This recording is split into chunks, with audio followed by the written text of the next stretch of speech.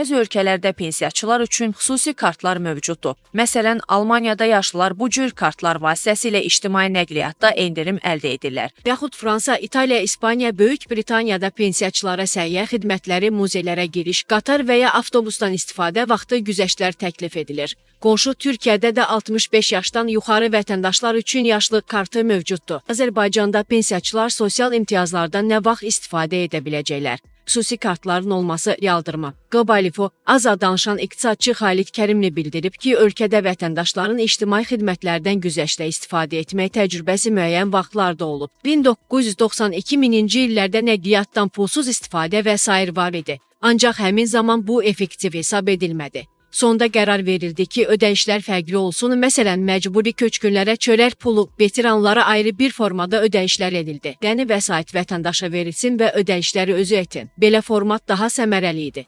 Həmçinin şəxs özü də qənaətə meyilli olub. İqtisadçı deyib ki, hökumət pensiyaçının qayğısına qalmaq istəyirsə ödəyişləri artırmalıdır. Düşünmürəm ki, Azərbaycanda pensiya yaşına çatmış vətəndaşlar üçün xüsusi kartlar olsun, bu doğru da deyil. Həll yolu ödəyişlərin artırılmasıdır. İqtisadi cəhətdən populist məsələlər effektiv deyil. Bu doğru da deyil.